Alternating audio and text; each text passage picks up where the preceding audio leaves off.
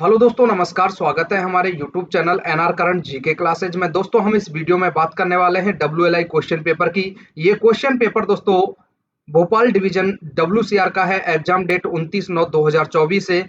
यहाँ पर सभी क्वेश्चन आपको कराने वाला हूँ विद एक्सप्लेनेशन।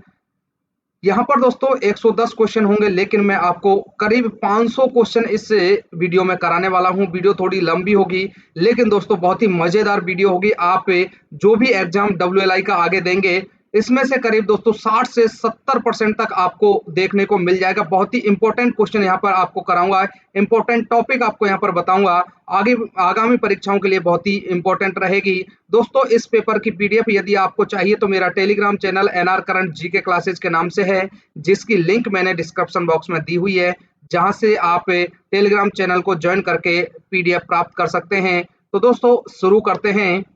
और यहाँ पर पीएफ नंबर भी दिखाई दे रहा है कि क्या पीएफ नंबर था। और दोस्तों ये कल ही डाउनलोड किया है। यहाँ पर देखिए दोस्तों, हिंदी और इंग्लिश में दो पार्ट में आपको दिखाई दे रहा है पेपर। तो आप पेपर को हल करेंगे हिंदी वाले हिंदी में और इंग्लिश वाले हिंदी में। मैं आपको यहाँ पर हिंदी में कराने वाला हूँ।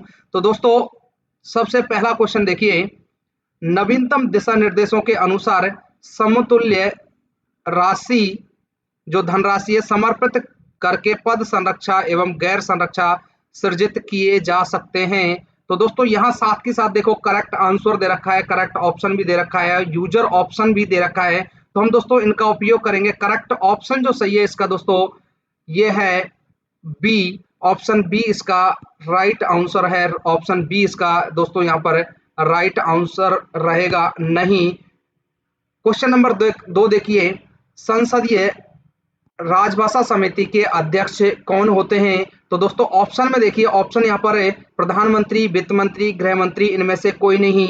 तो दोस्तों यहाँ पर ए दिया हुआ है, ऑप्शन ए, जो कि गलत है।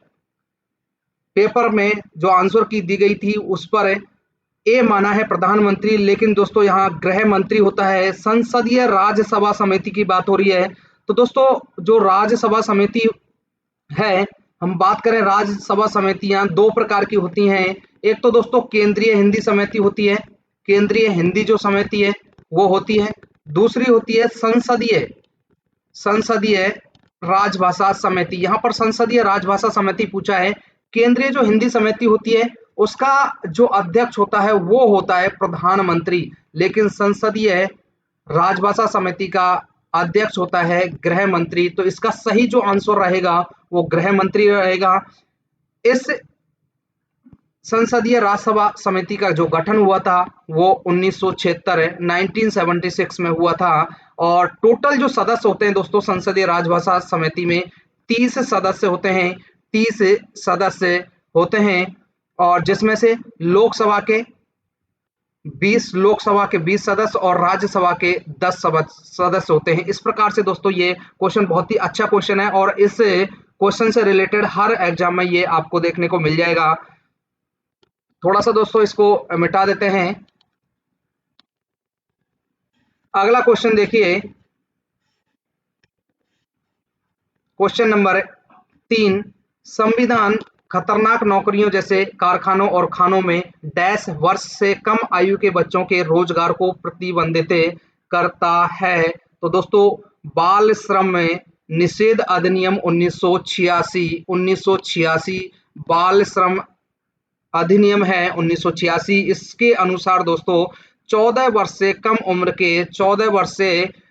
उम्र के बच्चों को किसी कारखाने या खान या कोई जोखिम भरे काम पर नहीं लगाया जा सकता। यहाँ पर धारा पूछी है दोस्तों, धारा पूछी है, तो ऑप्शन बी इसका राइट आंसर है 14।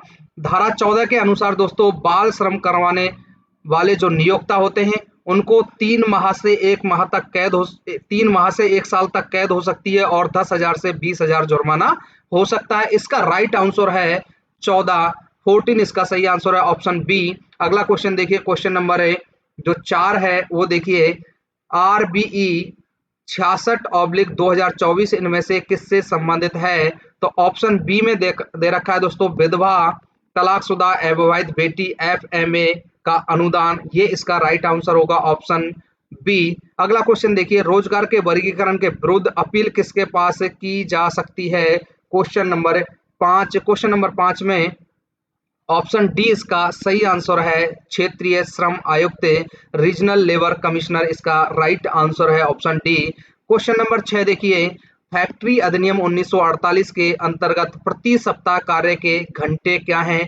प्रति सप्ताह पूछा दोस्तों, ऑप्शन डी में देखिए, ऑप्शन डी 48 आवर्स होते हैं। यहाँ देखिए दोस्तों, इसमें क्या होता है, प्रतिदिन कार्य की जो अधिकतम, प्रतिदिन जो कार्य अधिकतम एक पारी में कराया जा सकता है वो 12 घंटे एक पारी होगी। प्रतिदिन कार्य कराया जा सकता है 9 घंटे। 9 घंटे लगातार यदि कार्य कराते हैं तो 5 घंटे लगातार कार्य करा सकते हैं, उसके बाद आधे घंटे का विश्राम देना होगा और सप्ताह में 48 घंटे काम कराया जा सकता है। राइट आंसर यहाँ पर 48 है, सप्ताह के बारे में पूछा है। यदि ओवर टाइम की बात करें तो दोस्तों ओवर टाइम दोगुनी दर से दिया जाएगा, ओवर टाइम दोगुनी दर से दोस्तों दिया जाएगा ओवर टाइम। अगले क्वेश्चन की बात कर लेते हैं दोस्तों। अगला क्वेश्चन जो है क्वेश्चन नंबर 7 में देखिए, किस डीएआर नियम के तहत राष्ट्रपति को याचिका प्रस्तुत की जा सकती है? क्वेश्चन नंबर 7, राष्ट्रपति को याचिका प्रस्तुत की जा सकती है, ये पूछा गया है। तो रूल नंबर 31 है, रूल नंबर 31 इसका सही आंसर है ऑप्शन सी। यहाँ पर कुछ रूल इंपॉर्टेंट हैं, वो मैं आपको बता देता हूँ कौन कौन से रूल हैं। रूल नंबर दो ध्यान से सुनिएगा, परिभाषाओं से संबंधित है। रूल नंबर 3 विस्तार क्षेत्र से संबंधित है। रूल नंबर 5 निलंबन से संबंधित है। और रूल नंबर 6 शास्तियां, जो छोटी शास्ति होती है और बड़ी शास्ति होती है, उससे संबंधित है। रूल नंबर 7 की बात करें, वो अनुशासन प्राधिकारी से संबंधित है, अनुशासन प्राधिकारी। रूल नंबर 13 सामूहिक जांच प्रक्रिया, रूल नंबर 13 सामूहिक जांच प्रक्रिया से संबंधित है। रूल नंबर 17 ऐसे आदेश जिनके विरुद्ध अपील नहीं की जा सकती। रूल नंबर 17 के बाद रूल नंबर 18 क्या है? ऐसे आदेश जिनके विरुद्ध अपील की जा सकती है। रूल नंबर 17 में बताया था कि अपील नहीं की जा सकती, रूल नंबर 18 में कि अपील की जा सकती है। रूल नंबर 25 जो बहुत ही इंपॉर्टेंट है, इसमें दोस्तों रिवीजन से संबंधित है, रिवीजन। और रूल नंबर 25A जो भी, ये भी इंपॉर्टेंट है। इसमें देखिए दोस्तों, रिव्यू से संबंधित है, पुनरीक्षा से संबंधित है। और रूल नंबर 30 है संदेहों का निस्तारण। दोस्तों इस पेपर को हल करने के बाद आपको दोस्तों कम से कम 60% तक आपको पेपर मिल जाएगा। यहाँ 110 क्वेश्चन करा रहा हूँ, लेकिन देखिए दोस्तों मैंने कितने सारे यहाँ पर रूल करा दिए हैं और बहुत सारी चीजें मैं आपको यहाँ के क्वेश्चन के साथ साथ कराने वाला हूँ। अगला क्वेश्चन देखते हैं। क्वेश्चन नंबर हमने कराया है, ये 7 नंबर है। 7 नंबर के बाद देखिए दोस्तों, 7 नंबर के बाद क्वेश्चन नंबर 8 है, भारतीय स्काउट गाइड गतिविधियों के लिए कितने विशेष आकस्मिक अवकाश दिए जा सकते हैं? दोस्तों जितनी भी खेल विधि हैं, सांस्कृतिक कार्यक्रम हैं, उनके लिए अधिकतम 30, ऑप्शन ए इसका राइट आंसर है। 30 इज ए राइट आंसर, 30 जो है वो राइट आंसर रहेगा। अगला देखते हैं क्वेश्चन नंबर 9, RBE 54/2022 से किससे संबंधित है? तो ऑप्शन ए में देखिए, पदों का पुनर्वितरण से संबंधित है। क्वेश्चन नंबर 10 देखते हैं, प्रत्येक यूनियन या एसोसिएशन के कितने सदस्य प्रेम बैठक में भाग ले सकते हैं? जो प्रेम होती है उस बैठक में यूनियन के कितने सदस्य भाग ले सकते हैं?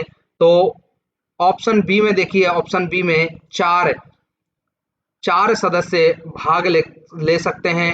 प्रेम की फुल फॉर्म सुनिए, प्रेम जो होता है PREM, पी से पार्टिसिपेशन, ऑफ लगेगा, आर से रेलवे, ई से एम्प्लॉय और मैनेजमेंट।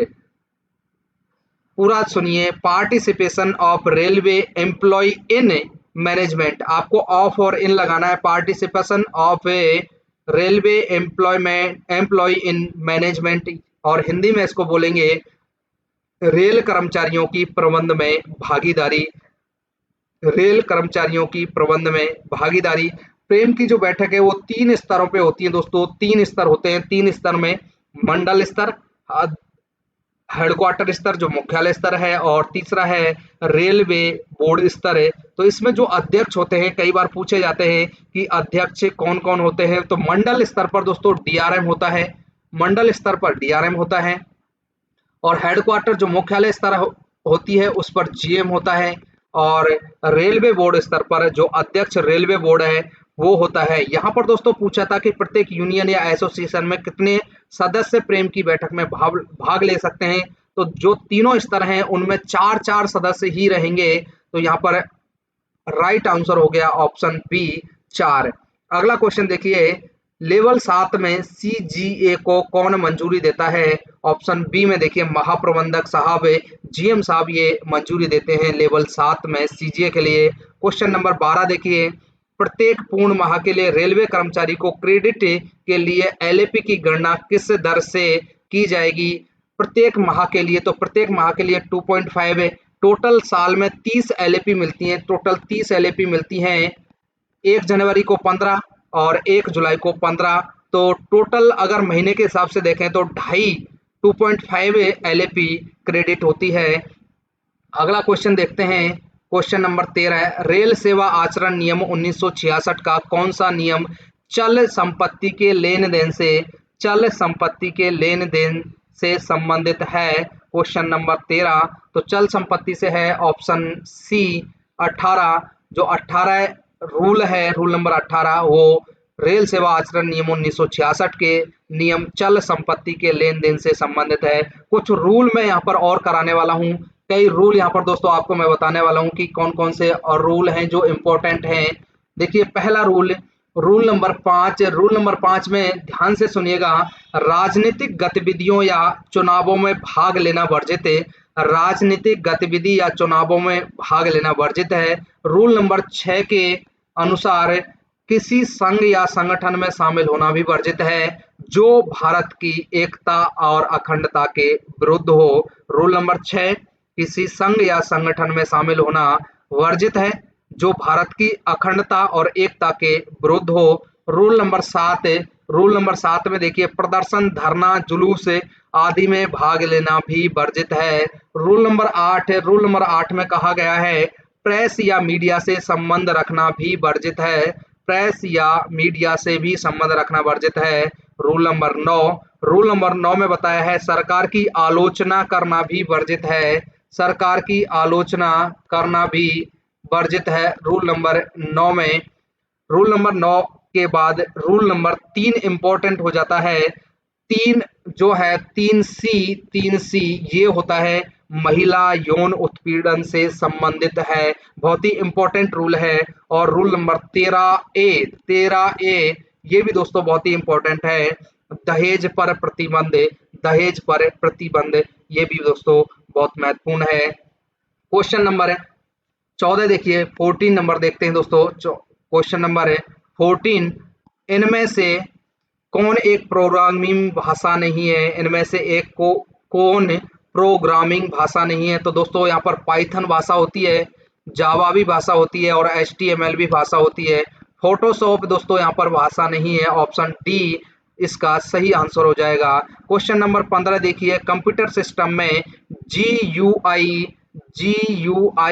जो GUI है उसकी फुल फॉर्म पूछी गई है। तो दोस्तों graphical user interface, option B is right answer. Option B यहाँ पर सही हो जाएगा। अगला क्वेश्चन देखते हैं, क्वेश्चन नंबर 16, त्रुटिपूर्ण पद्धति के मामले में IREM खंड 1 के किस नियम के तहत निपटाया जाना है। तो ऑप्शन सी इसका सही आंसर है 228 ऑप्शन सी राइट आंसर है। क्वेश्चन नंबर 17 देखिए, बहुत ही इंपॉर्टेंट क्वेश्चन है 17 नंबर भी। क्वेश्चन नंबर 17 देखते हैं। क्वेश्चन नंबर 17 में पूछा है 100 वर्ष के पेंशन भोगी को कितना अतिरिक्त पेंशन प्रतिशत दिया जाता है। 100 वर्ष के पेंशन भोगी को कितना अतिरिक्त पेंशन प्रतिशत दिया जाता है। तो दोस्तों यहाँ पर मैं आपको बता देता हूँ, 80 से अगर 85 वर्ष की उम्र होती है, 80 से अधिक और 85 से कम, तो उसको दोस्तों 20% अतिरिक्त अतिरिक्त दिया जाएगा पेंशन। अगर 85 से लेके 90 तक, 85 से अधिक और 90 से कम तो उसको 30%, और 90 से अधिक और 95 से कम उसको 40%, और 95 से लेकर 100 तक, 95 से अधिक और 100 से कम उसको 50%, और यहाँ पर जो पूछा गया है 100 वर्ष से अधिक तो उसको दोस्तों 100%, 100% दोस्तों उसको पेंशन जो है वो अतिरिक्त दी जाएगी। 100% उसको यहाँ पर अतिरिक्त पेंशन दी जाएगी। इसका जो सही आंसर है ऑप्शन डी, इसका राइट आंसर है ऑप्शन डी इज राइट, 100%। अगला क्वेश्चन देखिए, आठवीं अनुसूची में शामिल विदेशी भाषा कौन सी है? तो दोस्तों आठवीं अनुसूची में विदेशी भाषा है Nepali, option A is right answer है। आठवीं अनुसूची में जो मूल संविधान था उसमें 14 भाषाएं थी। अभी जो मूल संविधान था उसमें 14 भाषाएं थी, अभी वर्तमान में 22 भाषाएं हैं। जो 21वां संविधान संशोधन हुआ था, पूछा जाता है कि कौन सी भाषा कब जोड़ी गई थी? मूल संविधान में 14 थी, अब 22 भाषाएं हो गई हैं, तो किस प्रकार से इनको जोड़ा गया था? तो 21वां संविधान संशोधन हुआ था 1967 में। इसमें दोस्तों सिंधी भाषा को जोड़ा गया था, सिंधी भाषा को इसमें जोड़ा गया था। उसके बाद 71वां संविधान संशोधन हुआ था 1992 1992 में। इसमें दोस्तों 3 भाषाओं को जोड़ा गया था, कोंकणी, मणिपुरी और नेपाली। कोंकणी, मणिपुरी और नेपाली, जिसको कोमने बोल देते हैं, कोमने, कोंकणी, मणिपुरी और नेपाली। उसके बाद दोस्तों 92वां संविधान संशोधन हुआ था 92वां, ये हुआ था 2003 में, 2003 में। तो इसमें दोस्तों बोडो, डोंगरी, मैथिली और संताली 4 भाषाओं को जोड़ा गया। इस प्रकार से दोस्तों टोटल जो भाषा हैं 22 भाषा हैं, और इस क्वेश्चन का जो आंसर है वो है नेपाली की 8वीं अनुसूची में शामिल जो विदेशी भाषा है वो है नेपाली। अगला क्वेश्चन देखते हैं, क्वेश्चन नंबर 19 से, एचआरएमएस शिकायत पोर्टल का उपयोग किया जा सकता है? एचआरएमएस जो पोर्टल है उसका जो उपयोग है क्यों किया जा सकता है? तो दोस्तों ऑप्शन ए, सेवारत रेलवे कर्मचारी द्वारा उसका उपयोग किया जा सकता है। एचआरएमएस इसकी जो फुल फॉर्म होती है दोस्तों, human resource management system, human resource management system होती है। इस पोर्टल का लॉन्च के बारे में पूछ लिया जाता है कि कब लॉन्च हुई थी रेलवे में, तो 26 नवंबर 2020 को दोस्तों ये पोर्टल लॉन्च किया गया था। 26 नवंबर 2020 को ये रेलवे में लॉन्च किया गया था। एचआरएमएस की फुल फॉर्म मैंने आपको बताई है, human resource management system, human resource management system. अगला क्वेश्चन देखते हैं दोस्तों, क्वेश्चन नंबर 20, मानव युक्त समपार फाटकों पर काम करने के लिए तैनात ट्रैक मेंटेनर विशेष एलसी गेट भत्ते के हकदार हैं? दोस्तों ये राइट है। निर्माण संगठन में काम करने वाले ट्रैक मेंटेनर जोखिम और कठिनाई भत्ते के हकदार नहीं है। निर्माण संगठन में काम करने वाले, तो दोस्तों ऑप्शन सी, यहाँ देखिए ऑप्शन सी में ए और बी दोनों सही हैं। ए और बी दोस्तों, जो एलसी गेट भत्ता होता है, एलसी गेट भत्ता लेवल 9 और उससे ऊपर को 1500 रुपये मिलता है। वर्तमान की बात कर रहा हूँ, न्यू जो अलाउंस हैं उनकी बात कर रहा हूँ। और लेवल 8 जो होता है, लेवल 8 या उससे कम, उसको 1250 रुपये एलसी गेट भत्ता मिलता है। अगला क्वेश्चन देखिए, क्वेश्चन नंबर 21 से, 45 वर्ष से 55 वर्ष तक पीईएम प्री मेडिकल जो होता है कितने वर्षों के बाद दोहराया जाता है? तो दोस्तों मैं आपको आंसर बताने से पहले बता देता हूं कि 45 वर्ष तक 4 साल में एक बार, 45 से लेके 55, 45 से लेकर 55 2 साल में एक बार, और 55 के बाद दोस्तों 55 के बाद हर साल होता है। अब देख लेते हैं क्वेश्चन क्या पूछा है। 45 से 55 पूछा है तो 2 साल में एक बार इसका राइट आंसर होगा 2 साल में एक बार। क्वेश्चन नंबर 22 देखते हैं, भारत के संविधान के अंतर्गत कौन सा अनुच्छेद प्रशासनिक न्यायाधिकरण से संबंधित है? प्रशासनिक न्यायाधिकरण से संबंधित है। क्वेश्चन 22 है और इसका आंसर है अनुच्छेद 323 का ए। अनुच्छेद 323 का ए इसका राइट आंसर है। सीएटी यहाँ पर प्रशासनिक न्यायाधिकरण जो सेंट्रल एडमिनिस्ट्रेटिव ट्रिब्यूनल सीएटी होता है, सीएटी अनुच्छेद यहाँ पर दोस्तों बता दिया है 323 के ए के तहत है। सीएटी की स्थापना 1 नवंबर 1985 1 नवंबर 1985 की सीएटी की स्थापना हुई थी। इसकी प्रधान पीठ है नई दिल्ली में, प्रधान पीठ नई दिल्ली में, और टोटल जो सदस्यों की संख्या होती है वो 11 टोटल यहाँ पर सदस्य होते हैं 11। और सदस्यों की जो सेवानिवृत्ति की उम्र होती है वो भी पूछ ली जाती है, 62 वर्ष होती है। अगर अध्यक्ष की बात करें तो अध्यक्ष की दोस्तों 65 वर्ष होती है। अध्यक्ष और उपाध्यक्ष की सेवानिवृत्ति की उम्र 65 वर्ष, सदस्यों की 62 वर्ष। अगर फीस की बात करते हैं तो फीस की दोस्तों यहाँ पर 50 रुपए फीस होती है। अगला क्वेश्चन देखिए, क्वेश्चन नंबर 23। क्वेश्चन नंबर 23 यहाँ पर देखते हैं दोस्तों, 23 में क्या लिखा हुआ है? केंद्रीय सरकार के लिपिकीय कर्मचारियों के लिए निर्धारित अंतिम हिंदी पाठ्यक्रम क्या है? तो दोस्तों निर्धारित हिंदी पाठ्यक्रम है प्राज्ञ। ऑप्शन ए इसका सही आंसर है, प्राज्ञ। प्राज्ञ में दोस्तों 70% परीक्षा में अगर उत्तीर्ण होते 70% से अधिक नंबर लाते हैं तो उनको 2400 रुपये दिया जाता है, और 60% से अधिक अंक लाते हैं तो उनको 1600 रुपये दिया जाता है, और 55 प्लस अंक लाते हैं, 55% से अधिक अंक लाते हैं, 55 से 60 बोल सकते हैं, उनको 800 रुपये दिया जाता है। अगला क्वेश्चन देखते हैं। अगला क्वेश्चन, एनपीएस से कितनी आंशिक अनुमति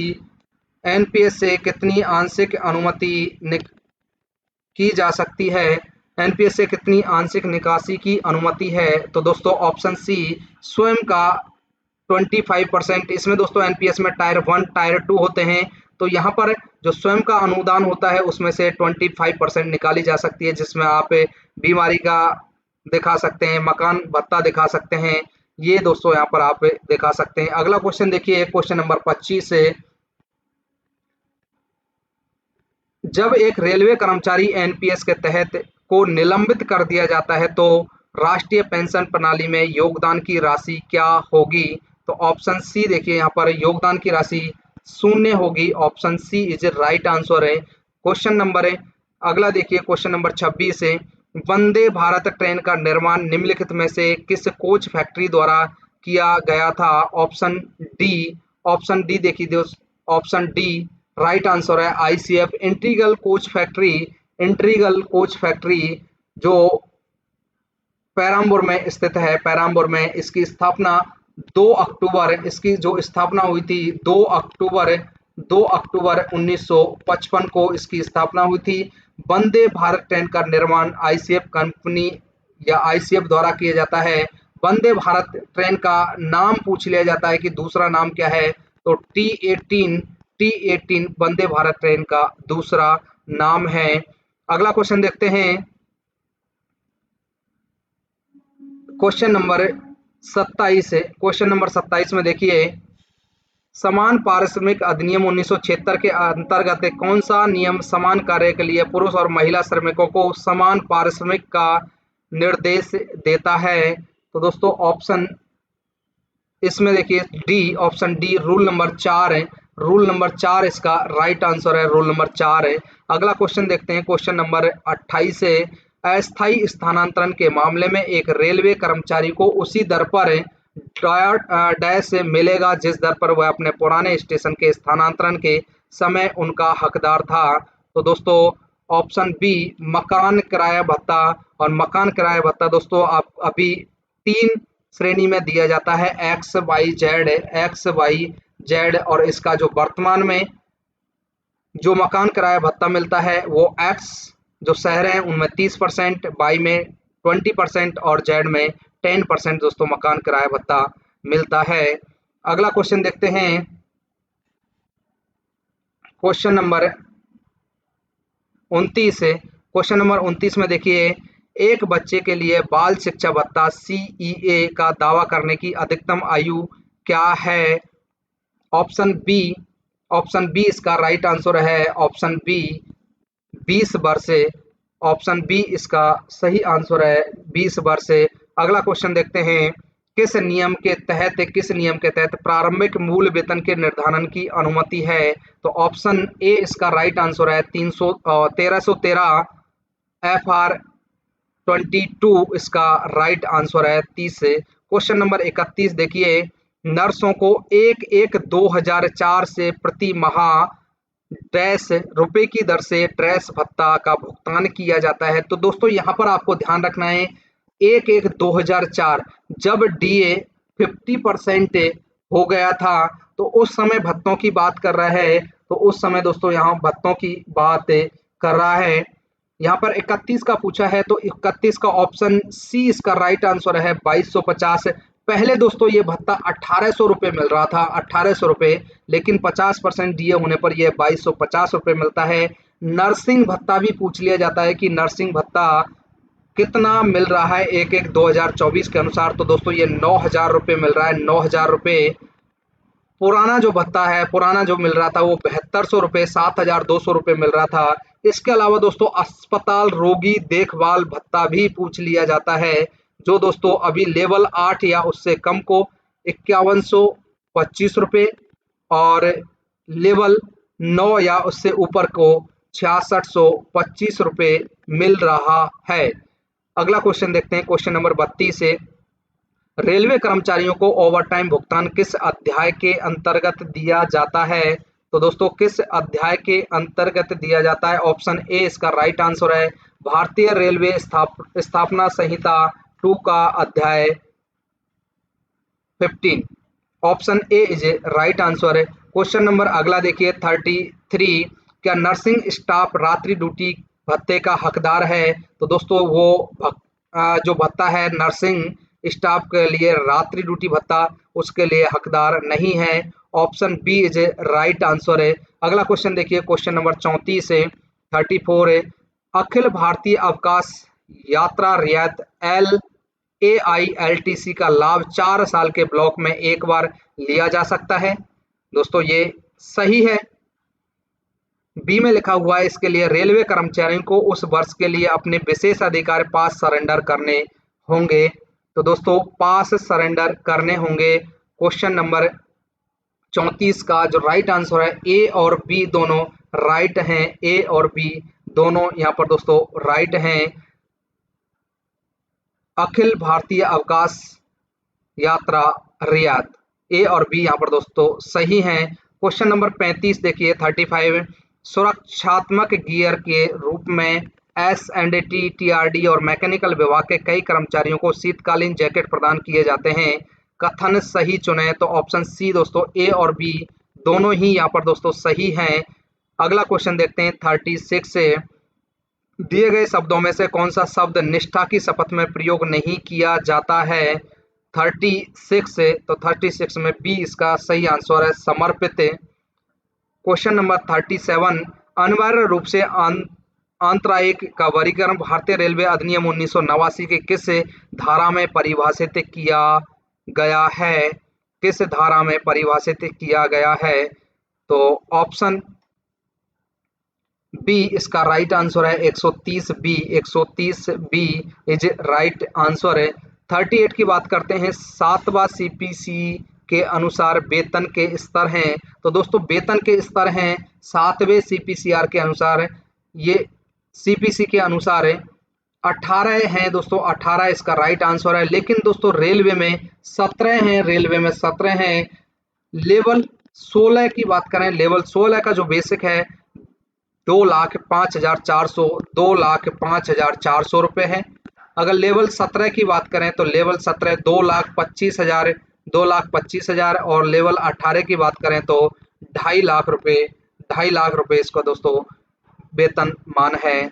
अगला क्वेश्चन देखते हैं, क्वेश्चन नंबर 39 से, क्वेश्चन नंबर 39, औद्योगिक विवादों के निपटारे का सही क्रम कौन सा है? औद्योगिक न्यायाधिकरण, राष्ट्रीय न्यायाधिकरण, 16 है और चौथे में लिखा हुआ है श्रम मंत्रालय। तो ऑप्शन ए इस राइट आंसर है। सबसे पहले थर्ड थर्ड में क्या लिखा हुआ है? 16 है। उसके बाद फोर्थ में श्रम न्यायालय और सेकंड में राष्ट्रीय न्यायाधिकरण।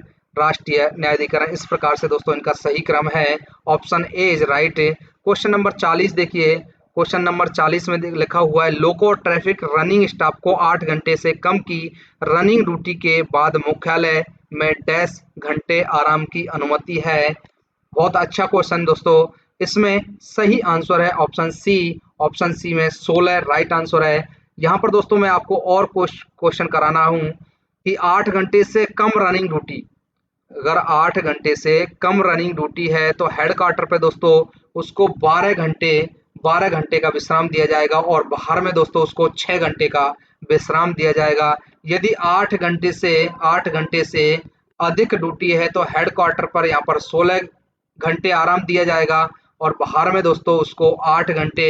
यहाँ पर जो पूछा गया था वो पूछा गया था कि 8 घंटे से कम रनिंग ड्यूटी और मुख्यालय पर पूछा गया था, तो 16 इसका राइट आंसर है। आवधिक विश्राम की बात करें दोस्तों रनिंग स्टाफ की, तो 30 घंटे के 4 पीरियड प्रति माह या 22 घंटे के 5 पीरियड प्रति माह, जिसमें एक रात बिस्तर पर होनी चाहिए। तो इस प्रकार से दोस्तों उनको आवधिक विश्राम भी दिया जाता है। अगला क्वेश्चन देखिए, क्वेश्चन नंबर 41 41 में लिखा हुआ है दोस्तों मातृत्व लाभ अधिनियम 1961 की किस धारा में यह प्रावधान है कि कोई नियोक्ता जानबूझकर किसी महिला को प्रसव, गर्भपात या गर्भावस्था के चिकित्सीय समाप्ति के 6 सप्ताह बाद किसी प्रतिष्ठान में नियोजित नहीं करेगा। राइट आंसर है ऑप्शन डी। धारा 4 के अनुसार दोस्तों इस प्रकार से मातृत्व लाभ अधिनियम 4 की जो धारा है, धारा 4 उसमें इस प्रकार से दोस्तों प्रतिबंधित किया है। अगला क्वेश्चन देखिए, क्वेश्चन नंबर 42 नंबर लिखा हुआ है A1, A2 और A3 के रूप में वर्गीकृत सेवारत रेलवे कर्मचारियों की समय समय पर चिकित्सा जांच डैश की जानी चाहिए। ऑप्शन ए में देख लिखा हुआ है दोस्तों इसका सही आंसर है ए। नियुक्ति की तारीख से 45 वर्ष तक 4 साल में एक बार, 45 से 55 तक दोस्तों 2 साल में एक बार, और उसके बाद दोस्तों सेवानिवृत्ति तक हर साल, जो जिससे पहले मैंने दोस्तों ये कराया था उसी प्रकार से 45 वर्ष तक 4 साल में एक बार, 45 से 55 2 साल में एक बार, और उसके बाद दोस्तों हर साल सेवानिवृत्ति तक प्रति वर्ष ये कराया जाता है चिकित्सा जांच। अगला क्वेश्चन देखिए 43 80 वर्ष की आयु प्राप्त करने के बाद एक सेवानिवृत्त रेलवे कर्मचारी को दी जाने वाली अतिरिक्त पेंशन का प्रतिशत है। तो दोस्तों इससे पहले मैंने ये क्वेश्चन आपको कराया है कि 80 वर्ष पूछा है, तो 80 वर्ष में दोस्तों मूल पेंशन का 20%, ऑप्शन सी इसका राइट आंसर है। 80 से 85 में 20%, 80 से 85 20%, 85 से लेकर 90 तक 30%, 90 से 95 40%, 95 से 100 50% और 100 के बाद 100%। इस प्रकार से मैंने आपको बताया था। अगला क्वेश्चन देखिए 44 है यूपीएस। अभी दोस्तों जो आया था यूपीएस से रिलेटेड क्वेश्चन पूछ लिया है कि यूपीएस के तहत अंतिम आहरित मूल वेतन के 50% के बराबर अंतिम 12 महीने का औसत वेतन प्राप्त करने के लिए आवश्यक न्यूनतम सेवा वर्ष क्या है? तो ऑप्शन डी 25 वर्ष रखा है दोस्तों, 25 वर्ष यहाँ पर इसको रखा है। अगला क्वेश्चन देखते हैं, क्वेश्चन नंबर 45 है ट्रेन के पैनल बोर्ड को कितनी भाषाओं में प्रदर्शित किया जाना चाहिए?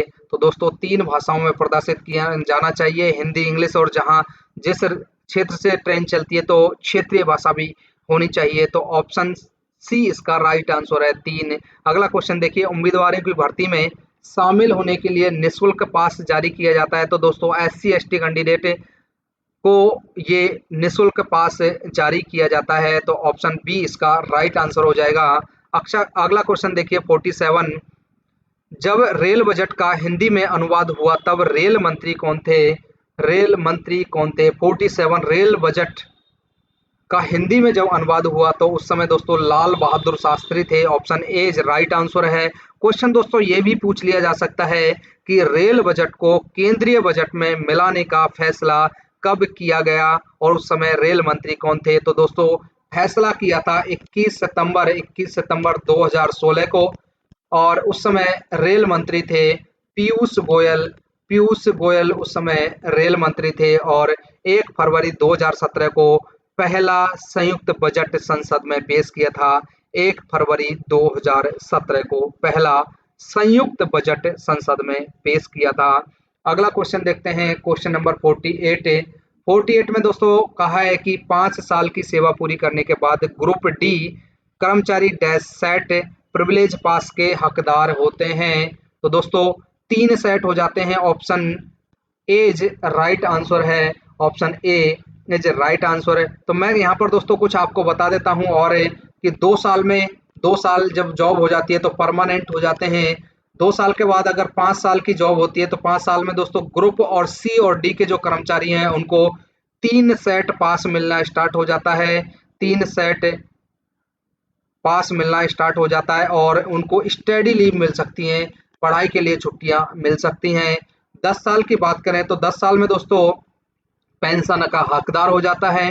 15 साल में दोस्तों 15 साल में पेंशन रिस्टोर हो जाती है और 20 साल में दोस्तों 20 साल की पूछ लिया जाए तो 20 साल में दोस्तों मानार्थ पास के हकदार हो जाते हैं और बीआरएस ले सकते हैं। बीआरएस लेने के बाद मानार्थ पास के हकदार हो जाते हैं। इस प्रकार से दोस्तों 48 का जो सही आंसर है 3 है कि 5 साल की सेवा के बाद पूरी अवधि जब 5 साल की हो जाती है तो 3 सेट पास मिलना स्टार्ट हो जाता है। क्वेश्चन नंबर 49 देखिए, तथ्यात्मक कार्य विश्लेषण लगातार कितने घंटों तक किया जाना चाहिए? Question number 49। तो दोस्तों यहाँ सही आंसर है 72 आवर से। अगला क्वेश्चन देखते हैं, यदि पुराने मुख्यालय और नए मुख्यालय के बीच की दूरी 2000 किलोमीटर से अधिक है तो कार्य ग्रहण अवधि का समय डैश होगा। बहुत ही अच्छा क्वेश्चन है दोस्तों। यहाँ पर 2000 पूछा है। मैं आपको दोस्तों स्टार्टिंग से बता देता हूँ कि 1000 किलोमीटर यदि पूछा जाता है कि 1000 किलोमीटर तक की दूरी के लिए 10 दिन का समय मिलता है। 10 दिन का, यदि 1000 से अधिक है लेकिन 2000 से कम, 2000 कम से कम तो उनको उसको 12 दिन का समय मिलता है। अगर 2000 से अधिक पूछ लिया जाता है कि 2000 से अधिक तो वहां पर 15 दिन का कार्य ग्रहण का समय मिलता है। लेकिन दोस्तों एक कंडीशन याद रखना है कि 2000 से अधिक है लेकिन दोस्तों हवाई यात्रा की हो, हवाई यात्रा की हो तो दोस्तों आपको यहाँ पर जो समय मिलेगा वो 12 दिन का मिलेगा। हवाई यात्रा 1000 तक दोस्तों आपको 10 दिन, 1000 से अधिक लेकिन 2000 से कम उसमें 12 दिन, 2000 से अधिक उसमें 15 दिन, लेकिन हवाई यात्रा की हुई तो उसमें आपको दोस्तों 12 दिन का समय मिलेगा। 2000 से अधिक दूरी के लिए बात हो रही है हवाई यात्रा के लिए। तो ऑप्शन दोस्तों यहाँ पर सी इज ए राइट आंसर है। सी इज ए राइट आंसर है।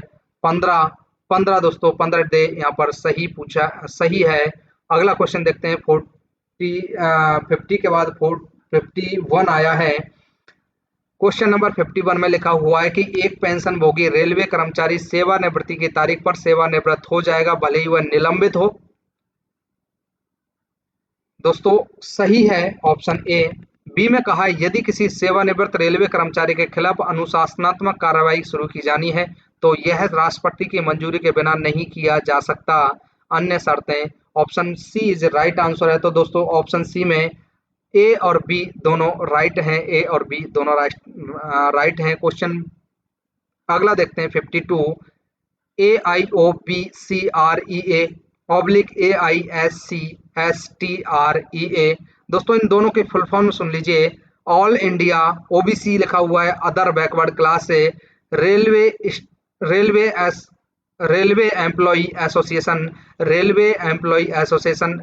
ए आई से all India, OBC other backward class है और R E A railway employ association. दूसरा जो है दोस्तों A I all India, S C schedule caste, S T schedule tribe, railway railway employ association. Option A इसका सही answer है। अनौपचारिक बैठक आयोजित की जा सकती हैं वर्ष में, तो 2 इसका यहाँ सही आंसर है। अगला क्वेश्चन देखिए 53, वेतन भुगतान अधिनियम 1936 की धारा 7 के तहत इनमें से कटौती अधिकृत नहीं है। ऑप्शन डी में दोस्तों दिया हुआ है, ऑप्शन डी में वर्दी और संपत्ति के भुगतान के लिए कटौती। दोस्तों ऑप्शन डी इसका सही आंसर है कि इनमें से कौन सी कटौती अधिकृत नहीं है, तो वर्दी और संपत्ति के भुगतान की कटौती अधिकृत नहीं है। क्वेश्चन नंबर 54 देखते हैं। क्वेश्चन नंबर 54, क्वेश्चन नंबर 54 में देखिए, गहन गहन वर्गीकरण के लिए रेलवे कर्मचारी को 6 घंटे की 2 रोस्टर वाली ड्यूटी के बीच 12 घंटे से कम की आराम की अवधि है। तो दोस्तों इस ये भी क्वेश्चन बहुत ही इंपॉर्टेंट है। इसका जो सही आंसर है शॉर्ट ऑफ इसका सही आंसर है। दोस्तों कर्मचारियों को जो वर्गीकरण किया गया है वो 4 टाइप से किया गया है, कि जो गहन होते हैं, गहन इंटेंसिव जिनको बोलते हैं, निरंतर कंटिन्यूअस, आवश्यक रूप से बेनामी जिनको एसेंशियल इंटरमीडिएट बोलते हैं, और चौथे होते हैं अपवर्जित एक्सक्लूडेड एक्सक्लूडेड। ये 4 प्रकार के दोस्तों कर्मचारी होते हैं। यहाँ पर जो पूछा है दोस्तों शॉर्ट ऑफ के बारे में पूछा गया था।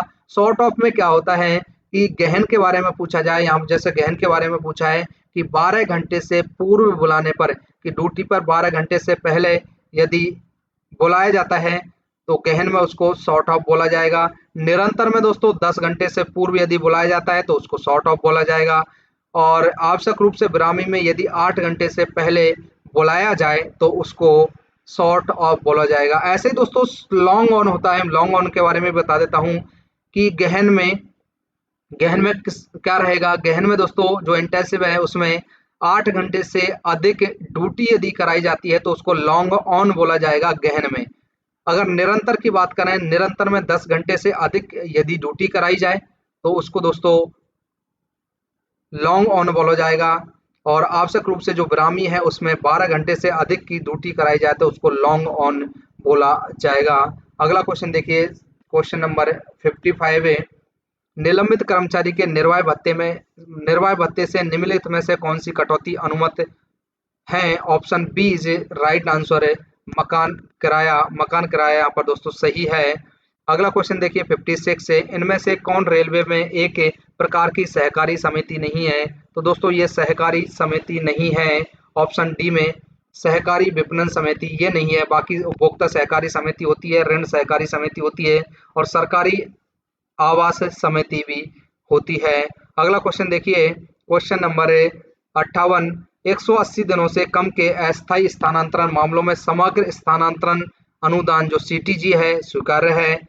क्वेश्चन 58 का बी देखिए, आय कर के प्रयोजन के लिए सीटीजी को आय माना जाएगा। तो दोस्तों डी इसका सही आंसर है कि दोनों ही गलत हैं, ए और बी दोनों ही गलत है। 180 दिन होना चाहिए और दोस्तों ये आयकर में नहीं माना जाता है। तो ऑप्शन डी इसका सही आंसर है, ए और बी दोनों ही गलत हैं। 59 देखिए, 59 में बताया गया है पीएनएम बैठक में किस मुद्दे पर चर्चा नहीं की जा सकती। जो पीएनएम बैठक है उसमें किस मुद्दे पर चर्चा नहीं की जा सकती। Option D is right answer है, ऑप्शन ए और बी दोनों पर चर्चा नहीं की जा सकती। ऑप्शन ए में दिया हुआ है अनुशासनात्मक कार्रवाई के मामले में और व्यक्तिगत रेलवे कर्मचारी से संबंधित स्थानांतरण, इन दोनों पर दोस्तों चर्चा नहीं की जा सकती। अगला क्वेश्चन देखते हैं 60 नंबर है, भारतीय रेलवे द्वारा इस्तेमाल किया जाने वाला कवच प्रणाली निम्नलिखित में से किससे संबंधित है। तो दोस्तों बी इसका सही आंसर है, स्टेशनों टकराव रोधी परीक्षण, एंटी कॉलिजन टेस्टिंग इसका सही आंसर है कवच।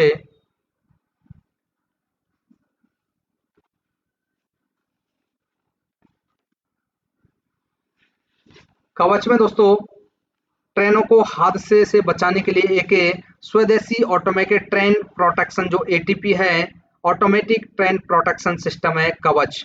ट्रेनों को हादसे से बचाने के लिए दोस्तों इसको अभी ट्रायल चल रहे हैं, ट्रायल किए जा रहे हैं। अगला क्वेश्चन देखिए, क्वेश्चन नंबर है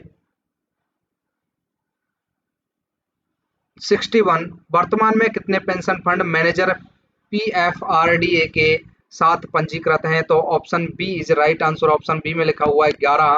क्वेश्चन नंबर 62 देखिए, स्वैच्छिक सेवानिवृत्ति के लिए आवेदन जमा करने के लिए आवश्यक न्यूनतम नोटिस अवधि क्या है? तो सी 3 महीने इसका राइट आंसर है, 3 महीने।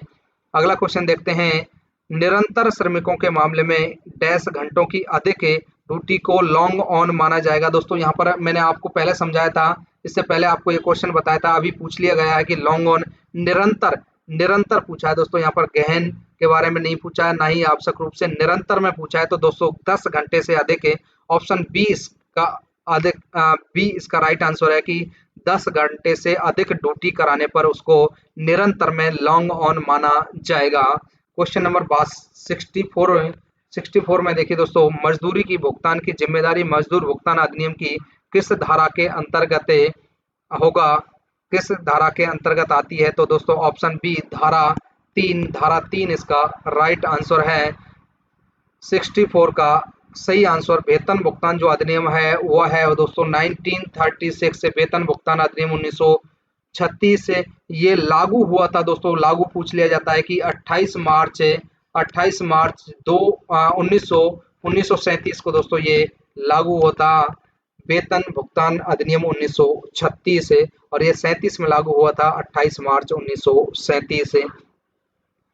क्वेश्चन नंबर अगला देखिए 65, कार्यस्थल पर महिलाओं के यौन उत्पीड़न या रोकथाम निषेध निवारण अधिनियम के तहत हर अपराध होगा असंज्ञेय दोस्तों ऑप्शन बी इसका सही आंसर है। और दोस्तों यौन उत्पीड़न से संबंधित जो रूल है वो कई बार पूछा जाता है, 3 का सी या 3 का सी, और जो कमेटी बैठाई जाती है महिला यौन उत्पीड़न से संबंधित जो कमेटी बैठाई जाती है उसको दोस्तों 90 दिन में अपना निर्णय देना होता है। अगला क्वेश्चन देखिए, क्वेश्चन नंबर 67, रेलवे सुरक्षा आयुक्त किस मंत्रालय से संबंधित है? तो ऑप्शन ए में नागरिक उड्डयन मंत्रालय से संबंधित है। क्वेश्चन 68 में देखिए, भारतीय संविधान की 8वीं अनुसूची में किस संविधान संशोधन द्वारा मैथिली भाषा को जोड़ा गया था?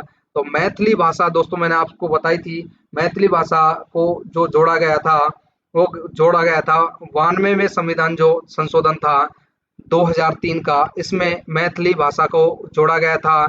मूल संविधान में दोस्तों 14 भाषाएं थी, उसके बाद बाकी भाषाओं को जोड़ा गया। अभी वर्तमान में 22 भाषा हैं। जो 21वां संविधान संशोधन था 1967 में, उसमें दोस्तों सिंधी भाषा को जोड़ा गया। उसके बाद 71वां संविधान संशोधन था 1992, उसमें दोस्तों कोंकणी मणिपुरी और नेपाली को जोड़ा गया था।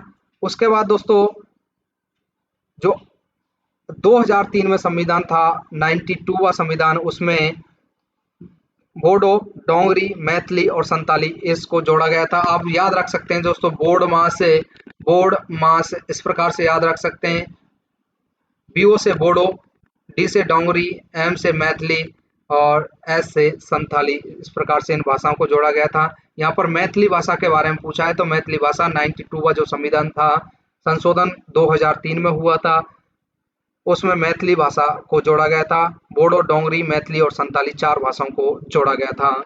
अगला क्वेश्चन देखिए 69, कर्मचारी कल्याण हेतु व्यय प्रस्ताव किस हेड के अंतर्गत आता है? तो ऑप्शन बी इसका राइट आंसर है, हेड 51 इसका सही आंसर है। अगला क्वेश्चन देखिए 70, न्यूनतम वेतन अधिनियम 1948 के अनुसार समय पर काम के आधार पर मजदूरी की न्यूनतम दर तय की जा सकती है। ऑप्शन डी इसका सही आंसर है, प्रति घंटे के अनुसार, दिन के अनुसार, महीने के अनुसार और सभी के साथ। ऑप्शन डी इसका राइट आंसर है, ऑप्शन डी जो 70 का क्वेश्चन है, सही आंसर है 70। पारी जो अधिकतम 12 घंटे की हो सकती है, प्रतिदिन कार्य अधिकतम 9 घंटे का हो सकता है, लगातार जो कार्य है वो 5 घंटे कार्य करवा सकते हैं, लेकिन 5 घंटे से अधिक जब कार्य होगा तो उसमें आधे घंटे का विश्राम दिया जाएगा, और सप्ताह के कार्य के जो घंटे होते हैं वो 48 कार्य घंटे होते हैं। इससे पहले दोस्तों ये क्वेश्चन आ चुका है। अगला क्वेश्चन देखिए 71 में देखिए, संसदीय राज्यसभा समिति में कितने सदस्य होते हैं? यह क्वेश्चन मैंने दोस्तों आपको पहले समझा दिया है। तो 30 सदस्य होते हैं, दो प्रकार की राज्यसभा समिति होती हैं, एक तो केंद्रीय हिंदी समिति, एक जो होती है वो केंद्रीय हिंदी समिति होती है, दूसरी जो होती है संसदीय राजभाषा समिति होती है, जिसमें 30 सदस्य होते हैं। 30 सदस्यों में 20 लोकसभा से होते हैं, 10 राज्यसभा से होते हैं। संसदीय राजभाषा समिति का जो अध्यक्ष होता है वो गृह मंत्री होता है, और केंद्रीय जो हिंदी समिति का जो अध्यक्ष होता है वो प्रधानमंत्री होता है। अगला क्वेश्चन देखते हैं, क्वेश्चन नंबर 72। क्वेश्चन नंबर 72 देखते हैं दोस्तों। 72 में लिखा हुआ है, कार्यस्थल पर कामकाजी महिलाओं के यौन उत्पीड़न की रोकथाम के लिए शिकायत समिति की संरचना के बारे में निम्नलिखित पर विचार करें। इसकी अध्यक्षता महिला को करनी चाहिए, 1/3 से कम महिलाएं नहीं होनी चाहिए, इसमें से कोई तीसरा पक्ष शामिल कौन सा है। तो इस प्रकार से दोस्तों ये क्वेश्चन पूछा गया है। तो ऑप्शन सी इसका सही आंसर है। सी में कहा है कि केवल 1 और 2 सही हैं कि कामकाजी महिला के यौन उत्पीड़न की रोकथाम के लिए शिकायत समिति की संरचना के बारे में निम्नलिखित विचार हैं। तो विचार पहला है कि इसकी अध्यक्षता महिला को करनी चाहिए, और तीसरे में कहा है कि इसमें कोई तीसरा पक्ष शामिल होना चाहिए। तो ये दोनों ही यहाँ पर राइट हैं। 73 में देखिए दोस्तों, 73 में मोटर कार, स्कूटर, मोटरसाइकिल और मोपेड एडवांस कब बंद किया है। तो दोस्तों ये सभी जो एडवांस हैं 2017 में बंद कर दिए हैं। 2017 में ये सभी बंद कर दिए हैं। अगला क्वेश्चन देखिए, बिना बिजली के किसी कारखाने को चालू करने के लिए कितने श्रमिकों की आवश्यकता होती है।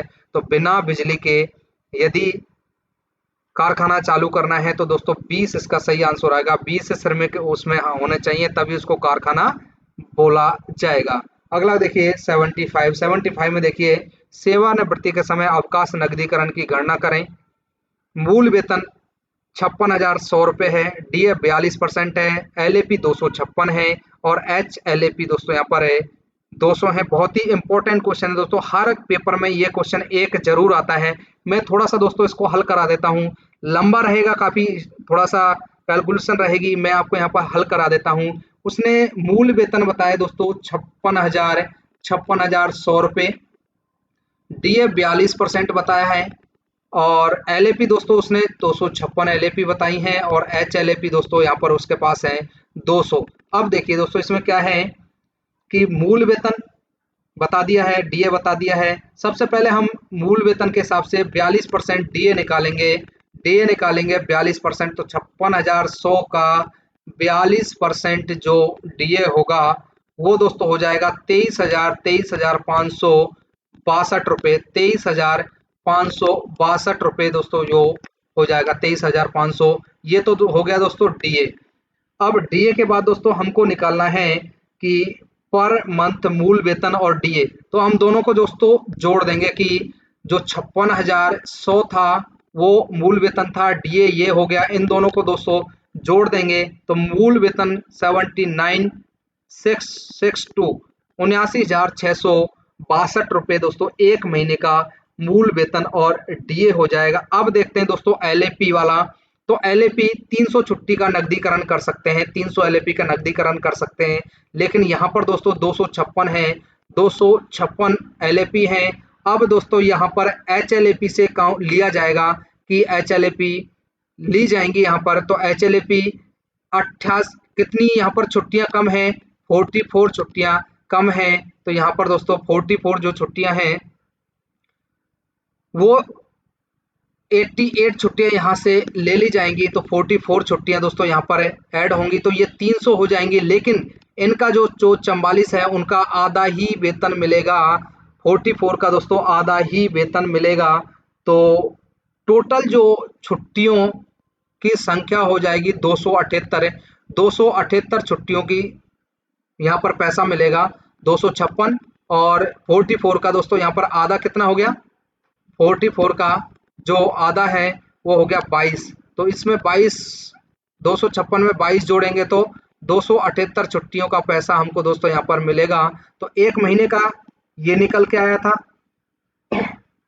278 में दोस्तों 9 माह और 8 दिन हो गए, तो 9 माह का वेतन दोस्तों इससे मल्टीप्लाई कर देंगे तो इससे जो मल्टीप्लाई करेंगे तो ये आ जाएगा 7 लाख एक 7,16,958 रुपये 9 महीने का आ गया। अब दोस्तों 8 महीने का और निकालना है, तो 8 महीने का जब निकालेंगे तो पहले एक दिन का निकालना होगा और 1 महीने का कितना है, 1 महीने का दोस्तों 79,662 है, 79,662 है। इसको 30 से डिवाइड कर देंगे, डिवाइड जैसे ही करेंगे तो ये 2655.40 आएगा, 2655.40 आ जाएगा एक दिन का। एक दिन को दोस्तों 8 से मल्टीप्लाई कर देंगे तो यहाँ पर ये 21,243 रुपये 21,243 रुपये आएगा। 21,243 को दोस्तों 7,16,958 में जोड़ देंगे तो यहाँ पर 7,38,201 रुपये 7,38,201 रुपये ये इसका सही आंसर हो जाएगा। ये दोस्तों यहाँ पर देखिए आंसर दिखाई दे रहा है 7,38,201 रुपये। ये दोस्तों मैं हटा देता हूँ, एक बार थोड़ा सा और इसको मैं आपको समझाऊंगा। यहाँ पर दोस्तों 300 छुट्टी का नकदीकरण का मिलता है, लेकिन छुट्टियां हैं दोस्तों 256।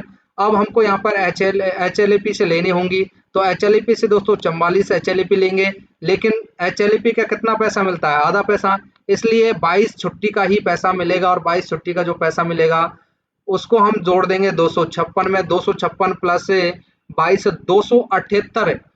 278 दिन का ही पैसा यहाँ पर हमको मिलेगा। DA और मूल वेतन दिया हुआ है, मूल वेतन का पहले हम 42% DA निकाल लेंगे, उसके बाद 1 महीने का दोनों को जोड़ देंगे तो 1 महीने का आ जाएगा। और 1 महीने 278 को महीने में चेंज करेंगे तो 9 महीने 8 दिन होंगे। 9 महीने को हम मूल वेतन और जो DA जोड़ा है उससे मल्टीप्लाई कर देंगे और 8 का दोस्तों हम निकालेंगे। तो इस प्रकार से ये 7,38,201 रुपये इसका राइट आंसर आएगा। अगला क्वेश्चन देखते हैं। अगले क्वेश्चन में देखिए क्वेश्चन नंबर 76 है। 76 में लिखा हुआ है पदोन्नति पर वेतन निर्धारण RASRP नियम 216 द्वारा नियंत्रित किया जाता है। तो रूल नंबर 13 इसका सही आंसर है, रूल नंबर 13 इसका राइट आंसर है। अगला क्वेश्चन देखिए क्वेश्चन नंबर 77 में लिखा हुआ है RBE 40/2024 के अनुसार विकलांग महिलाओं के लिए बाल देखभाल के लिए विशेष भत्ता, तो विशेष भत्ता ऑप्शन डी में 3750 रुपये आंसर है इसका, 3750 रुपये दोस्तों इसको बाल भत्ता। अगला क्वेश्चन देखते हैं क्वेश्चन नंबर 78 SBF जो SBF है स्टाफ बेनिफिट फंड के तहत तकनीकी शिक्षा छात्रवृत्ति प्रति रुपए की दर से दी जाती है, तो 1500 रुपये। स्टाफ बेनिफिट जो फंड है रेलवे में 1931 में आया था, 1931 में दोस्तों ये स्टाफ बेनिफिट फंड रेलवे में आया था। अगला क्वेश्चन देखते हैं क्वेश्चन नंबर 79 ईयर्स सेवानिवृत्ति के समय DCRG की गणना करें। मूल वेतन 40,800, DA 42% और अहर्क सेवा 28%। तो दोस्तों ये कैलकुलेशन है, काफी लंबी कैलकुलेशन रहेगी। ऑप्शन सी इसका सही आंसर है 8,11,104 रुपये। अगला क्वेश्चन देखिए क्वेश्चन नंबर 80 निम्नलिखित में से कौन सा गैर ब्याज वाला अग्रिम है। तो दोस्तों त्योहार अग्रिम पर ब्याज नहीं लगता है, त्योहार अग्रिम अभी बंद कर दिया, लेकिन दोस्तों इस पर ब्याज नहीं लगता है। बाकी वाहन खरीदी पर लगता है, पर्सनल कंप्यूटर पर भी लगता है, गृह निर्माण अग्रिम पर भी ब्याज लगता है, लेकिन फेस्टिवल जो अलाउंस है उस पर ब्याज नहीं लगता है। लेकिन अभी दोस्तों इसको बंद कर दिया गया है। दोस्तों इसकी PDF के लिए मैंने आपको बता दिया कि PDF टेलीग्राम चैनल पर मिल जाएगी। टेलीग्राम चैनल की लिंक मैंने डिस्क्रिप्शन बॉक्स में दी हुई है, जहां से आप टेलीग्राम चैनल पर जो लिंक है उस पर क्लिक करेंगे, क्लिक करते ही आप टेलीग्राम पर पहुंच जाएंगे, चैनल को ज्वाइन करेंगे, ज्वाइन करते ही दोस्तों आपको PDF मिल जाएगी। अगला क्वेश्चन देखिए क्वेश्चन नंबर 81 एक्स श्रेणी के शहरों के लिए HRA का प्रतिशत कितना है। तो दोस्तों सभी को पता है एक्स में 30%, वाई में 20% और जेड में 10% है। तो इसका जो आंसर है एक्स में 30%। Question number 82 staff benefit fund द्वारा संचालित होम्योपैथिक औषधालयों में 8 घंटे कार्यरत होम्योपैथिक सलाहकार को भुगतान की जाने वाली मानदेय राशि क्या है। तो दोस्तों 75,000 रुपये 75,000 रुपए इसका सही आंसर है। ऑप्शन बी इसका सही आंसर है। क्वेश्चन नंबर 83, रेलवे में कर्मचारी लाभ निधि किस वर्ष लागू हुई? तो अभी बता दिया दोस्तों 1931, 1931 में। दोस्तों यहाँ पर एक क्वेश्चन से रिलेटेड बहुत सारे क्वेश्चन हो जाते हैं, 2-4 क्वेश्चन तो वैसे ही हो जाते हैं कि आपको उसी में मिल जाते हैं उनका आंसर। अगला क्वेश्चन देखिए 84 में पूछा गया कि भारतीय रेलवे का शुभंकर कौन है? तो दोस्तों ये भोलू हाथी है। ऑप्शन डी इसका सही आंसर है। 85 में देखिए अराजपत्रित रेलवे कर्मचारियों के लिए सीमा से परे ज्वाइनिंग समय का विस्तार दिनों की अधिकतम सीमा तक दिया जा सकता है। ऑप्शन डी इसका दोस्तों सही आंसर है। ऑप्शन डी 30 डेज तक दोस्तों दिया जा सकता है। अगला क्वेश्चन 85 हो गया है। 86 में देखिए दोस्तों रेलवे स्कूल के शिक्षकों के मामले में एलएपी हर साल 1 जनवरी और 1 जुलाई को डैश दिनों की 2 किस्तों में अग्रिम रूप से जमा की जाती है। तो दोस्तों रेलवे शिक्षकों के बारे में पूछा है तो दोस्तों इनको 5 ही मिलती हैं, 1 जुलाई को और 1 जनवरी को। अगला क्वेश्चन 87, आरोप पत्र जारी होने से पहले से अधिक घटित अपराध के लिए किसी सेवानिवृत्त रेलवे कर्मचारी के खिलाफ कौन अनुशासनात्मक कार्रवाई शुरू नहीं की जा सकती? तो ऑप्शन सी 4 वर्ष बाद। दोस्तों 4 वर्ष बाद इसका सही आंसर है, 4 वर्ष बाद। दोस्तों पेपर काफी लंबा हो जाता है, इसलिए भी थोड़ा सा कम एक्सप्लेनेशन करते हैं, जो देखने वाले हैं बोर होने लगते हैं। इसकी पीडीएफ आपको मैंने बता दिया है, और किसी को ज़्यादा दिक्कत हो पीडीएफ से रिलेटेड तो मैं मेरा मोबाइल नंबर भी दे दूंगा, आप मोबाइल नंबर पे भी आप मैसेज करके पीडीएफ प्राप्त कर सकते हैं। अगला क्वेश्चन देखिए क्वेश्चन नंबर 88, प्रशासनिक न्यायाधिकरण अधिनियम 1985 के तहत पीठ की संरचना क्या है? 88 का ए, प्रशासनिक न्यायाधिकरण अधिनियम 1985 के तहत पीठ की संरचना क्या है? तो न्यायाधिक जो एक न्यायाधिक सदस्य और एक प्रशासनिक सदस्य, इसका राइट आंसर है option A, 1 judicial member and 1 administrative member, इसका राइट आंसर है। क्वेश्चन 89 में देखिए प्रेम डैश महीनों में एक बार आयोजित किया जाएगा? मुख्यालय स्तर पर पूछा है कि प्रेम की बैठक मुख्यालय स्तर पर कितनी बार की जाएगी? प्रेम के बारे में दोस्तों आपको मैंने पहले बताया है। प्रेम की जो फुल फॉर्म होती है participation of railway employ in management, PREM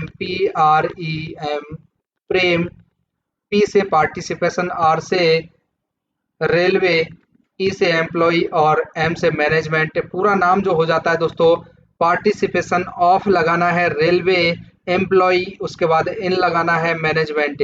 participation of railway employ in management, Hindi में बोलेंगे रेल कर्मचारियों की प्रबंध में भागीदारी।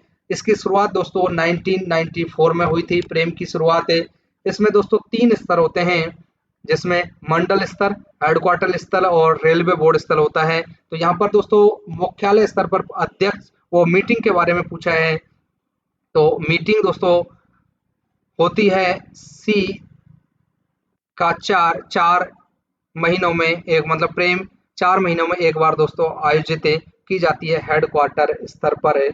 अध्यक्ष के बारे में दोस्तों बता दें कि मंडल स्तर पर डीआरएम होता है, हेडक्वार्टर पर जीएम होता है और रेलवे बोर्ड स्तर पर दोस्तों जो अध्यक्ष रेलवे बोर्ड होता है वो दोस्तों यहाँ होता है। अगला क्वेश्चन देखिए क्वेश्चन नंबर 90, अवैध हड़ताल और तालाबंदी औद्योगिक विवाद अधिनियम 1947 की किस धारा में प्रदान की गई है? तो धारा किस पूछी है? तो धारा दोस्तों यहाँ पर 24 से इसमें हड़ताल और तालाबंदी पूछा है दोस्तों। हड़ताल की कर्मचारियों के किसी समूह द्वारा काम नहीं करने पर दोस्तों उसको हड़ताल कहेंगे। तालाबंदी कहेंगे कि जो नियोक्ता है वो अगर काम बंद करवा दे, ताला लगा दे तो उसको तालाबंदी कहेंगे। इसका सही आंसर हो गया ऑप्शन डी, धारा 24। 91 में देखिए सेवा उपादान ऑब्लिक सेवानिवृत्ति उपादान के लिए पात्र बनने के लिए आवश्यक न्यूनतम योग्यता सेवा क्या है? तो ऑप्शन ए 5 साल, 5 साल इसका राइट आंसर है। अगला देखिए हिंदी भाषा को राजभाषा बनाने का निर्णय कब लिया गया? हिंदी भाषा को राजभाषा बनाने का निर्णय कब लिया? तो ऑप्शन बी में 14 सितंबर 1949 से 14 सितंबर 1949 दोस्तों पहला विश्व हिंदी सम्मेलन पूछ लिया जाता है, कई बार पूछा है। पहला जो विश्व हिंदी सम्मेलन हुआ था वो 10 जनवरी 1975 को हुआ था। उसके बाद पूछ लिया जाता है दोस्तों विश्व हिंदी दिवस, कई बार पूछा जाता है परीक्षा में विश्व हिंदी दिवस है। विश्व हिंदी दिवस जो पूछा है वो 10 जनवरी को मनाया जाता है। कंफ्यूज नहीं होना है दोस्तों, विश्व हिंदी दिवस है। अगर राष्ट्रीय हिंदी दिवस पूछा जाए, दोनों अलग अलग हैं। राष्ट्रीय हिंदी दिवस ये 14 सितंबर को मनाया जाता है। 14 सितंबर को राष्ट्रीय हिंदी दिवस मनाया जाता है। पहला विश्व हिंदी दिवस सम्मेलन जो हुआ था वो 10 जनवरी 1975 को, इसलिए दोस्तों विश्व हिंदी दिवस 10 जनवरी को मनाते हैं। उसके बाद दोस्तों राष्ट्रीय हिंदी दिवस से जो मनाते हैं वो 14 सितंबर को, क्योंकि दोस्तों हिंदी भाषा को राजभाषा बनाने का निर्णय 14 सितंबर 1949 को लिया था, इसलिए राष्ट्रीय हिंदी दिवस 14 सितंबर को मनाया जाता है। इसका राइट आंसर है ऑप्शन बी, 14 सितंबर 1949 है। क्वेश्चन नंबर 93 में देखिए, प्राकृतिक आपदाओं, अत्यधिक मौसम की स्थिति के कारण निर्दिष्ट ऊंचाई, दुर्गम सीमा चौकी आदि पर ड्यूटी के दौरान होने वाली मृत्यु के लिए स्वीकार्य अनुग्रह राशि क्या है? Option B 35 lakh. दोस्तों ऑप्शन बी नहीं होगा इसका, ऑप्शन सी होगा। Option C is right answer है, 45 लाख, 45 लाख है। इसमें दोस्तों मैं आपको बता देता हूं कि यदि रेलवे जो ड्यूटी कर रहा है आदमी और उस समय उसकी अगर मृत्यु हो जाती है तो उसको 25 लाख रुपए मिलेगा। या दोस्तों रेलवे ड्यूटी के समय आतंकवादी या असामाजिक जो तत्व हैं उनके द्वारा हिंसा करने पर भी 25 लाख रुपए मिलेगा। तीसरा है पड़ोसी देश से लड़ाई या देश की सीमा पर मुठभेड़ या आतंकी हमले का उग्रवादी हमले, ये इसमें दोस्तों 35 लाख रुपए मिलेगा। ये देखिए दोस्तों, ये पूछा है, अलग पूछा है। यहाँ पर 35 लाख किसको मिलता है? जो पड़ोसी देशों से लड़ाई हो जाती है या देश की सीमा पर मुठभेड़ हो जाती है या कोई आतंकी हमला हो जाता है या उग्रवादी कोई हमला हो जाता है, उस समय दोस्तों अगर कर्मचारी की मृत्यु हो जाती है तो 35 लाख मिलेगा। यहाँ पर जो पूछा है प्राकृतिक आपदाओं, अत्यधिक मौसम की स्थिति के कारण निर्दिष्ट ऊंचाई या दुर्गम सीमा चौकी आदि पर ड्यूटी के दौरान होने वाली मृत्यु के लिए स्वीकार्य जो अनुग्रह राशि है वो 45 है, 45 लाख है। इसमें दोस्तों बताया है कि सीमा पर दुश्मन की चौकियां पर हमला या हो जाता है या प्राकृतिक आपदा या अत्यंत खराब मौसम के कारण कार्य के दौरान यदि कोई कर्मचारी की मृत्यु हो जाती है तो उसको 45 लाख रुपए दिया जाएगा। तो इसका ऑप्शन सी राइट आंसर है। किसी ने भी दोस्तों गलत हुआ हो तो आप लगा सकते हैं कि मेरा ये गलत। अगला क्वेश्चन देखिए, ऑब्जेक्शन लगा सकते हैं। 94 देखिए, 94 में कहा है कि फैक्ट्री अधिनियम 1948 की धारा 30 किस बारे में है? तो ऑप्शन सी में देखिए घूमने वाली मशीनरी इसका राइट आंसर है। 95 में देखिए वार्षिक पेंशन अदालत सामान्यतः प्रत्येक वर्ष किस दिन आयोजित की जाती है? वार्षिक पेंशन अदालत पूछा है दोस्तों, ऑप्शन डी, तो ये 15 दिसंबर इसका राइट आंसर है। ऑप्शन यहाँ पर डी दिया है 15 दिसंबर। अगला क्वेश्चन देखिए, गय क्षेत्र के अंतर्गत आने वाले किसी एक राज्य का नाम बताइए। गय क्षेत्र के बारे में पूछा है दोस्तों, गय क्षेत्र में कौन कौन से राज्य आते हैं? यहाँ पर देखिए दोस्तों आंध्र प्रदेश गय में आएगा, बिहार गय में आएगा, दिल्ली दोस्तों गय में आएगा, उत्तर प्रदेश भी दोस्तों गय में आएगा। तो ये क्षेत्र हैं कि 3 प्रकार के क्षेत्र हैं, कै क्षेत्र होता है, ख क्षेत्र होता है और गय क्षेत्र होता है। कै और ख क्षेत्र में जो राज्य नहीं आते हैं वो गय क्षेत्र में आते हैं। तो आंध्र प्रदेश दोस्तों गय क्षेत्र में। मैं आपको दोस्तों यहाँ पर बता देता हूँ कि गय क्षेत्र में क्या क्या रहेंगे। कि गय क्षेत्र में जैसे राजस्थान है, उत्तर प्रदेश है, बिहार है और झारखंड है, उत्तराखंड है और मध्य प्रदेश है। ये दोस्तों कै क्षेत्र में रहेंगे। अगर हम उसकी बात करें दादर और सॉरी अंडमान और निकोबार भी दोस्तों कै क्षेत्र में रहेंगे। ख क्षेत्र में गुजरात, महाराष्ट्र और पंजाब रहेंगे। इसके अलावा दादर नागर हवेली, दमन दीव, चंडीगढ़ ये सब दोस्तों इसमें रहेंगे गय क्षेत्र में। यहाँ पर दोस्तों पूछा गया है कि गय क्षेत्र, ख क्षेत्र का बता दिया, गय क्षेत्र पूछा है तो गय क्षेत्र में दोस्तों आंध्र प्रदेश इसका सही आंसर है। अगला क्वेश्चन देखिए 97, यदि डैश या अधिक महिला कर्मचारी फैक्ट्री अधिनियम 1948 के तहत कार्यरत हैं तो क्रैच प्रदान किया जाता है। ऑप्शन यहाँ पर दिए हुए हैं 25, 30, 32, 35। सही जो आंसर है ऑप्शन बी है 30। मैं यहाँ पर दोस्तों आपको इस क्वेश्चन से संबंधित और कुछ डिटेल बता देता हूँ कि 30 प्लस महिला हैं तो वहां पर क्रैच प्रदान किया जाएगा, क्रैच की व्यवस्था करनी होगी। अगर 150 150 से अगर 150 से कर्मचारी काम करते हैं तो वहां पर दोस्तों फर्स्ट एड बॉक्स की आवश्यकता होगी, फर्स्ट एड बॉक्स रखना होगा। अगर 250 कर्मचारी काम करते हैं तो वहां पर दोस्तों कैंटीन और स्नान घर की व्यवस्था होनी चाहिए। अगर 500 कैंडिडेट काम करते हैं तो दोस्तों 500 जो कर्मचारी हैं वो काम करते हैं तो वहां पर एक एम्बुलेंस, एक डॉक्टर, एक WLI की व्यवस्था होनी चाहिए। अगर 1000 कर्मचारी काम करते हैं वहां पर CSO, चीफ सेफ्टी ऑफिसर नियुक्त किया जाना चाहिए। दोबारा से सुनिए, 30 प्लस जो महिला है उस पर क्रैच, 150 पर फर्स्ट एड बॉक्स, 250 पर कैंटीन स्नागार, 500 पर WLI WLI डॉक्टर और एम्बुलेंस, और 1000 पर CSO चीफ सेफ्टी ऑफिसर है। अगला क्वेश्चन देखिए 98 में देखिए, अनुकंपा नियुक्ति का लाभ देने के अनुरोध पर रेलवे कर्मचारी के लापता होने की तारीख से कम 2 वर्ष बीत जाने के बाद विचार किया जा सकता है कि बशर्ते कि FIR दर्ज की गई हो और लापता व्यक्ति का पता नहीं चल पाया हो। तो दोस्तों ऑप्शन डी इसका सही आंसर है, 2 वर्ष इसका राइट आंसर हो जाएगा। अगला क्वेश्चन देखिए, निम्नलिखित में से कंप्यूटर मेमोरी का प्रकार नहीं है। कंप्यूटर से भी दो तीन क्वेश्चन आए हैं। तो यहाँ पर देखिए डी इसका देखिए HTTP कोई दोस्तों यहाँ पर कोई प्रकार नहीं है। HTTP रोम है, कैश है, फ्लैश है, ये तीनों है, लेकिन HTTP ये दोस्तों एक जो प्रोग्रामिंग भाषा है HTTP। अगला देखिए क्वेश्चन नंबर 100 है। क्वेश्चन नंबर 100 में देखिए, डिवीजन में हॉलीडे होम का नवीनीकरण किया जा रहा है। स्टाफ बेनिफिट फंड की किस गतिविधि के तहत इसे वित्तीय सहायता मिलेगी? तो ऑप्शन सी विविध जो गतिविधि हैं उसके तहत इसको दोस्तों हॉलीडे जो होम है उस पर कम किराए पे दोस्तों जो रेलवे कर्मचारी हैं उनके परिवार वाले हैं वो रुक सकते हैं, और एक बार में दोस्तों 3 दिन ही रुक सकते हैं, कम किराए में होते हैं। तो उसमें जो नवीनीकरण हो रहा है तो उसके लिए विविध जो गतिविधि है उसके तहत दोस्तों ये फंड उपलब्ध कराया जाएगा। अगला क्वेश्चन देखिए 101 है।